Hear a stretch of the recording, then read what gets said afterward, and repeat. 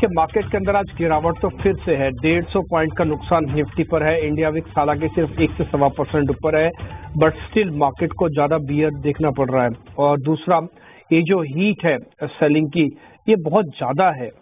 आज भी आप देखो 500 पॉइंट बैंक निफ्टी ने खो दिए, कल नेट में 350 पॉइंट खोए, उससे पहले 1100 पॉइंट खोए और उससे पहले 600 पॉइंट खो चुका है। कहने का मेरे मतलब ये है कि पिछले 4-5 दिनों से बाजार एक दिन सिर्फ थोड़ा ठहरा। उसके अजीत भाई नमस्ते, शुक्रिया। 550 पॉइंट की गिरावट है, पुल बैक के साथ दूर दूर तक नहीं है। आ रहा है तो अपने आप से आ रहा है, कैलकुलेशन से नहीं आ रहा। आप सोचोगे इस जगह से आ जाएगा पुल बैक, नहीं आ रहा।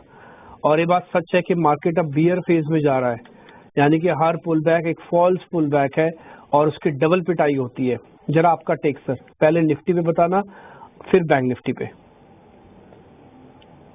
शुक्रिया डिम्पी। तो डिम्पी देखिए, जो मार्केट को अगर अभी आप समझने की कोशिश करेंगे, क्योंकि आपने बताया अभी कि डिसाइसिव डायरेक्शनल मूव ना होना वो कहीं ना कहीं लोगों को फंसा रहा है, और जो डायरेक्शनल मूव आ रहा है वो एक दिन आता है, उसके बाद उसके काउंटर मूव या फिर नॉन डायरेक्शनल मूव, कंसोलिडेशन जिसे आप कहते हैं, वो मार्केट में ज्यादा परेशान कर रहा है लोगों को। जैसे कि लास्ट वीक हमने देखा था, थर्सडे के दिन एक स्ट्रांग मूव आया, उसमें सबको लगा कि ट्रेंड चेंज होने की एक पोटेंशियल बनेगा, बट 2 दिन के अंदर इस पूरे मूव को उसने नेगेट कर दिया। और अब उसके बाद से हम देख रहे हैं कि मार्केट स्ट्रगल कर रहा है आपका लॉन्ग टर्म एवरेजेस के पास, 200 दिन के एक्सपेंशन मूविंग एवरेज के पास।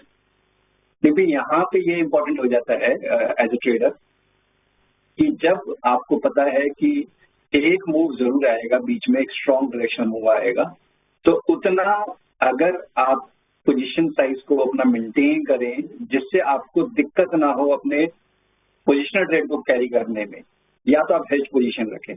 और जैसे कि आपने बताया कि 23,900 वो पहला हर्डल बन गया है, 24,250 वो मेजर हर्डल बना हुआ है। जब तक ये लेवल ब्रेक नहीं होते हैं तब तक बाय की पोजीशन के बदले शॉर्ट की अपॉर्चुनिटीज आपको ढूंढनी है और कुछ नहीं करना है, क्योंकि आपको इंट्राडे में जो भी बाउंस दिखेंगे वो फिजल आउट होते हुए नजर आएंगे। जैसे कल भी हुआ हमारा कि इनिशियली पहले डिक्लाइन आया, फिर बाद में रिकवरी आई, बट आज फिर उसको उसने फिजल आउट कर दिया मूव को। तो बेसिकली पोजिशनल ट्रेड अगर आप रख रहे हैं, बैलेंस करके चल रहे हैं अपने पोजीशन साइज को, तो डेफिनेटली आपको पैसे बनने की इंडिकेशन ज्यादा है मार्केट में। 23,250 जो कि नवंबर मंथ का लो था, उसके रीटेस्ट की पॉसिबिलिटी काफी ज्यादा है इन कंपैरिजन टू कि यहाँ से आपको 23,900 ब्रेक होता हुआ नजर आए, तो उसके हिसाब का पोजिशनिंग रखनी है।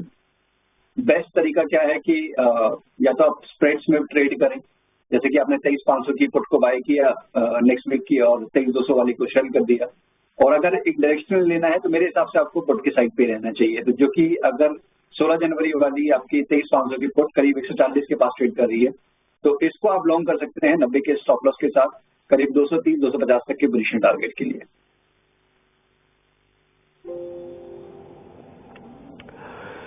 ठीक है सर, तो आप ये कह रहे हैं कि जब तक वो जो लेवल्स हम भी आपके सामने रख रहे हैं कि 23,900 और 50,700 बैंक निफ्टी के भी, हाँ, तो जब तक ये 2 लेवल्स नहीं आते हैं तब तक आप सेल ऑन राइज करो, छोटे मोटे स्विंग का बेनिफिट लो आपको जैसे अगर लेना है तो। और ये पुट एक सर ने आपको बताइए 140 रुपए में मिलेगी, स्ट्राइक है 23,500 की, और आप चाहें तो इसका बेनिफिट ले सकते हैं। 240 रुपए तक का टारगेट है और 90 रुपए का स्टॉप लॉस 140 की कॉल का एक्सरसाइज प्राइस है, इस पे आप इसको नोटिस करें। उनका मानना है कि बाय के बारे में भी थोड़ा दूर हो जाए, अभी ना सोचें। ठीक है, हम उम्मीद करते हैं कि बाजार ज्यादा ना भी टूटे, साइडवेज भी हो जाए, तब भी काम चल जाएगा, क्योंकि डैमेज काफी है और ये डैमेज काफी सीवियर है, काफी प्रॉब्लमेटिक सिचुएशन में है इस समय। बुल्स के पास एक ट्रिगर्स थे, वो ट्रिगर्स के पहले की बाइंग कहीं भी नहीं दिख रही है। ना तो आज टीसीएस के नंबर से पहले आईटी को जम के बहुत तेज चल रहा है, ना ही डोनाल्ड ट्रंप के अब तो 20 तारीख बहुत पास ही है, सिर्फ 10 दिन रह गए हैं, उसकी स्वेरिंग को लेकर कोई एक्साइटमेंट दिख रही है, और ना ही बजट को लेकर भी कुछ स्पेसिफिक दिख रहा है। थोड़ा बहुत केमिकल्स वाली थीम है, वो एक अलग तरीके से कैलकुलेट हो रही है आज। तो बढ़े आगे शेयर्स की तरफ, तो दिखाते हैं आपको आज शेयर्स तेजी वाले।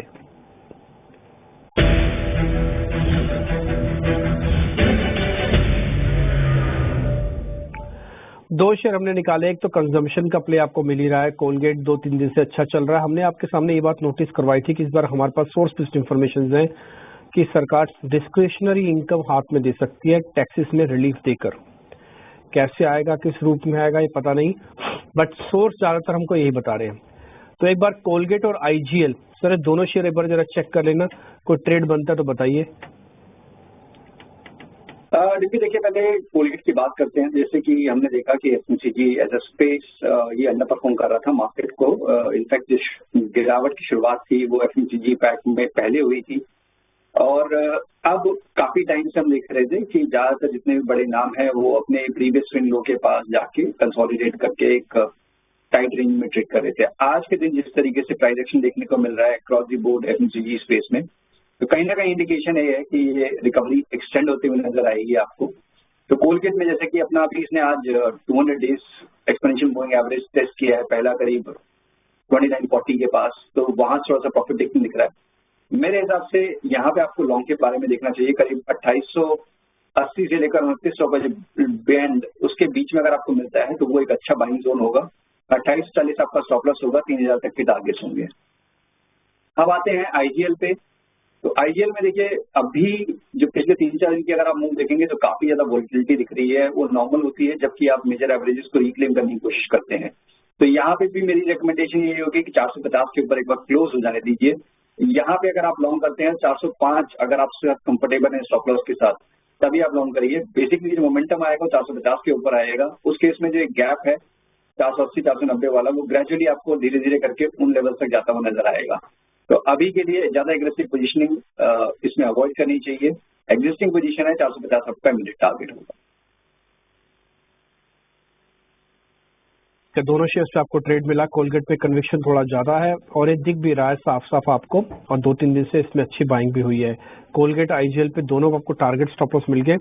आई रिपीट माई सेल्फ, अगर आपके पास पहले से पड़ा है मत लेना, एवरेज नहीं करना, शेयर ज्यादा है कम कर दो, थोड़ा सा ट्रेड लेना है बिल्कुल ले सकते हो। दोनों में से आपका कन्विक्शन कोलगेट पे बैठता है, खाली कोलगेट लो, मत लो आईजीएल भले। ये सारे राइडर्स हम इसलिए बता रहे हैं ताकि आप किसी भी तरह से कोई भी गलत फैसला ना लें। शेयर्स का चुनाव ठीक होना चाहिए, स्ट्रेटजी भी ठीक होनी चाहिए। रिग्रेसली फॉलो करना स्टॉप लॉस का। 50 रुपए जाते हुए जाने दो, 500 रुपए के लॉस से बच जाओगे, नहीं तो 50 रुपए के चक्कर में 500 रुपए देने पड़ेंगे। वो आपकी कॉल है। आपको नहीं जमता कि मेरे स्टॉप लॉस बार बार कट रहे हैं, लीव द मार्केट, चले जाओ मार्केट को छोड़ के कुछ दिनों के लिए। जो करना आप करो, आपके पास पूरी फ्रीडम है, बट थोड़ा मार्केट को अपने ऊपर हावी मत होने दो, ठीक है। मौके बहुत मिलेंगे, अच्छे मिलेंगे, ऐसा ना हो कि जब मौके मिले तब आपके पास पैसा ही ना हो। शॉर्ट कवरिंग के 2 शेयर हैं। एक तो है बर्जर पेंट, कल परसों भी चल रहा था ये, आज भी इसके अंदर नोटिस हो रही है कवरिंग कुछ, और एक है सिंजिन सर। दोनों शेयर चेक करना सर, शॉर्ट कवरिंग है सिंजिन और बर्जर पेंट। देखिए बर्जर पेंट डिम्पी ये पिछले करीब 4-5 ओकेजन हो गए हैं ऑलमोस्ट, वैसे तो काफी लंबा टाइम हो गया एक ब्रॉडर रेंज में, जिसका लोअर बैंड करीब आपको 430-435 के पास आता है। तो उन्हीं लेवल को रीटेस्ट करके इस बार भी इसने रिबाउंड दिखाया है। 478 टू बी प्रिसाइज, वो मुझे लगता है कि पहला हर्डल हो सकता है। आज करीब 471 का हाई बनाया है, शॉर्ट टर्म एवरेज को रिक्लेम किया है, तो पॉसिबिलिटी दिख रही है कि ये मूव एक्सटेंड हो। बट जो स्ट्रेंथ की बात मैं कहूँ तो वो 478 के ऊपर ही आएगा। तो अगर आपके पास पोजीशन है डेफिनेटली आप बने रह सकते हैं। 462 का एक स्टॉप लॉस रखिए, 478 के ऊपर डेफिनेटली आप ट्रेड करके स्टॉप लॉस को 480 भी ला सकते हैं और 500 तक के लेवल्स के लिए इसमें वेट कर सकते हैं। फ्रेश बाइंग मैं कहूँगा थोड़ा सा अभी वेट करना चाहिए। 478 के ऊपर अगर जाता है ये स्टॉक तो ज्यादा अच्छा बाय मिलेगा, स्ट्रॉन्ग मोमेंटम देखने को मिल सकता है उस केस में। अब आते हैं जो दूसरा नाम है आपका सिंजिन का। इसमें ज्यादा मुझे कन्विक्शन दिख रही है। क्यों? क्योंकि अगर आप देखेंगे तो एज अ पैक जो आपका फार्मा हेल्थ केयर इस पूरे स्पेस में कंपैरेटिवली ज्यादा स्ट्रेंथ है। और सिंजिन ने भी अपने जो अभी रिसेंट लोज थे 40 के अराउंड का जो स्विंग लो था उनको रिटेस्ट करके दोबारा से एक पिवट फॉर्म करने की कोशिश की है। अपने सारे ही मेजर एवरेजेस के ऊपर ट्रेड कर रहा है, तो ये दैट इंडिकेट स्ट्रेंथ। तो ये सारे पॉसिबिलिटीज को देखते हुए मुझे लगता है कि यहाँ पे आपको करीब 920 तक के लेवल देखने को मिल सकते हैं। तो 850 के स्टॉप लॉस के साथ यहाँ पे 920 तक के टारगेट्स के लिए सिंजिन को आप लॉन्ग के लिए ले सकते हैं।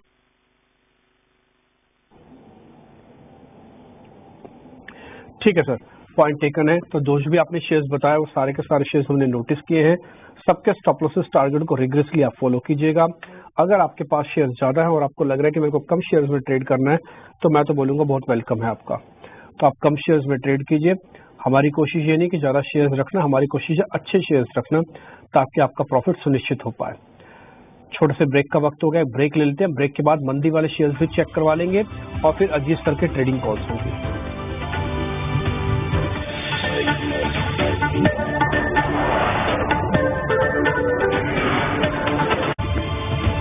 बाजार एक तरह की तपस्या भूमि जैसा हो गया है। आप बैठे रहो, भगवान ही भगवान को याद करते रहो, एकाएक ना जाने पता नहीं कौन आएगा आपके मन की मुराद पूरी कर देगा। आप देखो 1 मिनट के लिए, इसी कार्यक्रम के साथ शुरुआत हुई थी जब गिरावट थी करीब 250 पॉइंट की। निफ्टी ने करीब 80 पॉइंट की गिरावट रह गई है, रिकवरी हुई है। बैंक निफ्टी में 200 पॉइंट की रिकवरी पलक झपकते ही हो गई है। ये कौन है, कहां से आते हैं ये लोग जो पहले बाजार को घेरते हैं और फिर बाजार को एकदम से चला देते हैं? आपके पास कोई इंडिकेटर नहीं है, कोई टूल नहीं है, आप पता ही नहीं कर पाओगे कब में खिंच जाएगा मार्केट, कब में नीचे टूट जाएगा, भगवान जाने। अजीत सर, आपको पता चलता है कि आपके पास लगा हुआ है कि एल्गो सॉफ्ट है? हमारा तो एल्गो भी फेल हो गया इनके सामने। देखिए भी, अगर आज की बात करें तो आज थोड़े से इंडिकेशन अभी इसके लिए होते हैं बिकॉज आपको दिख रहा है कि पुट राइटिंग साइड पे आपको करीब 23,550 पे करीब 1.4 करोड़ का ओआई खड़ा है और 23,500 पे करीब 1.8 का, दोनों को मिला करीब 3.3 करोड़ का ओआई खड़ा है। तो दैट इंडिकेट्स कहीं ना कहीं कि शायद इंट्राडे में आपको इन लेवल्स को ब्रेक करते हुए ना दिखे। तो अगर ब्रेक नहीं करना तो क्या करना है, बीच बीच में आपको रिकवरी दिखानी पड़ेगी, तभी जाके आप इन लेवल्स को सस्टेन कर सकते हैं, अदरवाइज वहां पे प्रेशर आ जाएगा। तो इंट्राडे में खासतौर से अगर एक्सपायरी वाले दिन तो कुछ ना कुछ इंडिकेशन आपके पास जरूर होते हैं। बट हाँ, जो कल का सेशन था जिस तरीके से, वो तो एक आपको वही नजर आता है कि जो पहले से ही पिटे हुए शेयर्स हैं जैसे कि रिलायंस, आईटीसी, उनमें कहीं ना कहीं आपको घूम घूम के बाइंग दिख रही है या फिर रिकवरी दिख रही है, जिसकी वजह से पेस ऑफ डिक्लाइन इस ट्रेंड में वो कम है, वो स्लो है। तो वो एक चैलेंजिंग फेज जरूर है जिसमें मार्केट को आप ट्रेंड के अगेंस्ट जाने के लिए आपको एक बार सोचने को पड़ता है कि क्या शायद मैं बाय साइड पे बैठूं। तो उस तरह की सिचुएशन चलती रहेगी और आज के दिन तो मुझे लग रहा है कि वेल एक्सपायरी रिलेटेड हो गई। ठीक है, डन, पॉइंट टेकन है सर आपका। अब जरा बिकवाली वाले शेयर्स में आपकी स्क्रीन पर रखता हूँ और स्टिंग फायर कर देना। हुडको है और सर पीएफसी है, दोनों चेक कर लो, हुडको और पीएफसी। कोई ट्रेड बनता है तो बताइए। देखिए, हुडको में अभी भी जो मेजर सपोर्ट है वो बचा हुआ है। मेजर सपोर्ट आपका 226 पे लॉन्ग टर्म एवरेजेस का। अभी हाल फिलहाल में क्या हुआ था कि गिरावट के दौर के बाद एक रिकवरी में ऑलमोस्ट उन्हीं लेवल्स को रीटेस्ट किया, करीब जो प्रीवियस स्विंग हाई को 2 बार इसने रीटेस्ट किया करीब 250-55 के जोन में, और वहां इसको कहीं ना कहीं प्रेशर जरूर मिल रहा है। बट मुझे लगता है कि जो प्रेशर आएगा नेगेटिव साइड पे इसका टोन शिफ्ट होगा, वो 226 के नीचे होगा। तो जिनके पास है वो भी बने रह सकते हैं। 226 का डेफिनेटली एक स्टॉप लॉस आपको मेंटेन करना है, उसके नीचे डेफिनेटली आपकी ये कहानी खराब हो जाएगी और प्रेशर आपको बढ़ते हुए नजर आ सकता है इसमें। अब बात करते हैं पीएफसी का। पीएफसी डेफिनेटली एक बिगर स्ट्रक्चर है और ये मैं क्यों बोल रहा हूँ, बिकॉज अगर आप देखेंगे तो एक काफी लंबा टाइम एक कंसोलिडेशन का, जिसमें कि पहले एक डबल टॉप फॉर्मेशन हुआ, उसका ब्रेकडाउन हुआ, उसको नेगेशन करने की कोशिश की, एक रिकवरी भी हुई बट वो सस्टेन नहीं हो पाई। अभी स्टॉक आपके लॉन्ग टर्म एवरेजेस के नीचे है, प्रीवियस स्विंग हाई को ऑलमोस्ट ब्रेक करने के कगार पर है। तो यहाँ पे डेफिनेटली प्रेशर बढ़ता हुआ नजर आ सकता है। 440 अब एक स्ट्रॉन्ग हर्डल मेरे हिसाब से बन जाएगा स्टॉक में, और नीचे पे करीब 410 से लेकर 400 तक का जोन पॉसिबली आपको देखने को मिल सकता है। तो पीएफसी में आप शॉर्टिंग पोजीशन बना सकते हैं अगर आप कंफर्टेबल हैं 440 के स्टॉप लॉस के साथ।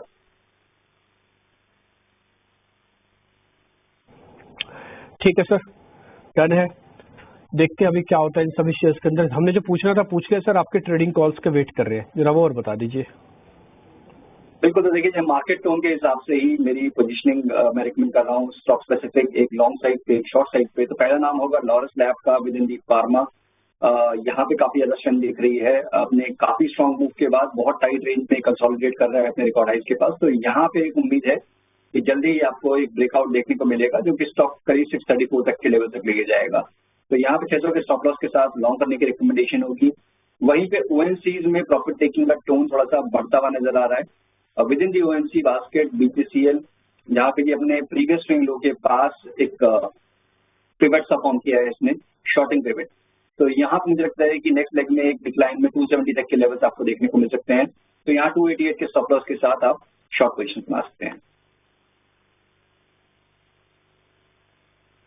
ठीक है सर, पॉइंट टेकन। आपके लॉन्ग शॉर्ट सारा हमने समझ लिया, इंडेक्स पे भी व्यू पॉइंट ले लिया आपसे और सारे शेयर्स मिल गए। ध्यान रखिएगा जो भी शेयर्स में आप ट्रेड कर रहे हैं, sudden move, sudden spike, sudden fall आ रहे हैं मार्केट के अंदर, बी अवेयर, थोड़ा सावधान रह के आराम से काम कीजिए मार्केट के अंदर और कम वॉल्यूम के साथ काम कीजिएगा। अजीत सर बहुत शुक्रिया, थैंक यू वेरी मच आज के ट्रेड बताने के लिए। सभी ट्रेड हमने नोटिस कर लिए। कल आपका रिपोर्ट कार्ड हम दर्शकों के सामने रखेंगे 12:05 पर। फिलहाल इस कार्यक्रम से इतना ही, नमस्कार।